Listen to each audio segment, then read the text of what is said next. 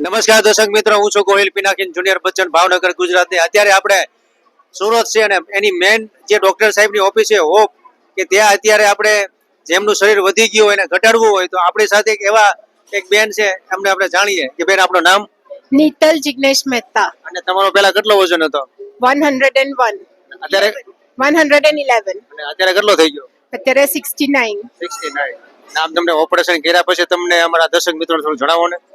Operation કર્યા પછી બહુ જ સરસ લાગે છે, શરીરમાં સ્ફૂર્તિ રહે છે, એનર્જેટિક રહું છું, એક્ટિવ રહું છું અને ખૂબ ખુશ રહું છું. જે ઓબેસિટીના કારણે જે લેઝીનેસ આવતી હતી, પછી સ્ટ્રેસ લાગતો તો બોડીને, મેઇન બ્રેનને સ્ટ્રેસ લાગે, પછી કશે ક્રાઉડમાં ગયા હોય ત્યારે આપણી જાતને આપણને એવું લાગે કે વી આર ઓડ, આપણે બીજા બધા કરતાં અલગ છે, આટલું બધું વેઇટ સારું નથી. અને ઘણી બધી કોશિશો કરી, ઘણા બધા પ્રોબ્લેમ્સનો સામનો કર્યો, જીમ ગયા, યોગા કર્યા, એક્સરસાઇઝ કરી, વોકિંગ કર્યું, સ્વિમિંગ કર્યું, પણ ડ્યુ ટુ સમ મેડિકલ સર્કમસ્ટેન્સીસના કારણે મારું વેઇટ ઉતર્યું જ નહીં. છેલ્લે કંટાળીને પછી મેં ડિસિઝન તો લીધું, પણ મારા હસબન્ડ અને મારા ફેમિલીવાળાએ મને સાથ નહીં આપ્યો. મને કીધું કે ના, મને આ ઠીક નથી લાગતું. મારો હસબન્ડે મને કીધું કે તું 200 કિલોની થાય તો પણ મને ચિંતા નથી.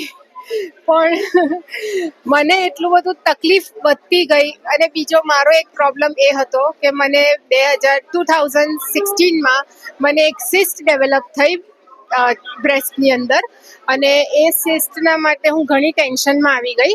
ટેન્શનમાં આવીને પછી મેં ડૉક્ટરને કન્સલ્ટ કર્યું તો એમને મને કીધું કે કેન્સર નથી, કોલેપ્સ થઈ ગઈ. પછી 17માં પાછી થઈ, એ જ પ્રોસિજર પાછી મારે કરવી પડી. હું બોમ્બે ગઈ, બધી ટ્રીટમેન્ટ લીધી. 18માં થઈ, એવી રીતે 20માં દર મહિને લોકડાઉનમાં સ્ટાર્ટ થઈ ગઈ. એટલે પછી હું એટલી બધી ટેન્શનમાં આવી ગઈ.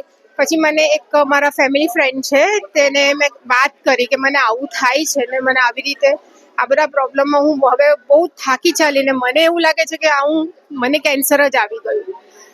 ત્યારે પછી અમારા એક ફ્રેન્ડે અમને કીધું કે તું આ વાત નહીં કર, તને કેન્સર નથી, તને આ ડ્યુ ટુ હોર્મોન્સ તને આ ડેવલપ થાય છે સિસ્ટ બ્રેસ્ટમાં, એ કેન્સર નથી. પણ ગમે ત્યારે આ કન્વર્ટ થઈ શકે, એ રિસ્ક ફેક્ટર પર તારે જીવવું પડે.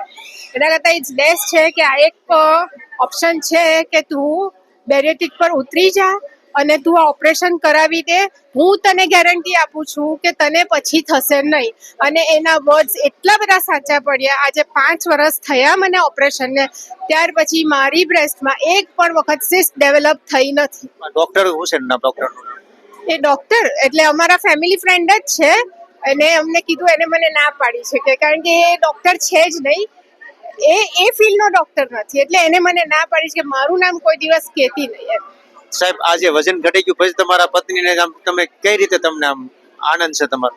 ઘણો આનંદ થયો એને વજન ઉતાર્યા. પહેલા હું ઓફિસમાં હતો ત્યારે વજન ઉતારવાની જરૂર નથી, પણ ઉતરી ગયા પછી હું ઘણો આનંદમાં રહું છું અને ઘણી લાઈફ હું સારી સુંદર જીવું છું, સુંદર રીતે જીવું છું. હંમેશા આપણા માટે જે ભગવાને ડોક્ટર રાખ્યા છે, શું કરવા માટે રાખ્યા છે? કે આપણી સેહત માટે કોઈ બી હોય, તાવ આવ્યો હોય કે શરીર ઘટાડવું હોય, એ માટે ભગવાન આપણે મૂક્યા. પણ હંમેશા પતિ પત્નીને અને પતિ પત્નીને પણ સારો વિશ્વાસ રાખવો જરૂરી છે.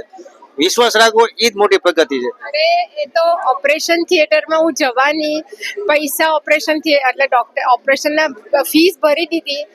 એ અમને રૂમમાં મારો હસબન્ડ મને એમ કહે છે કે ચાલ તું પાછી, મને પૈસા ગયા, મારે નથી કામ, જાય તો જવા દે, આપણને નથી કવર કરવું, પણ તું આપણે અહીંયાથી નીકળી જઈએ.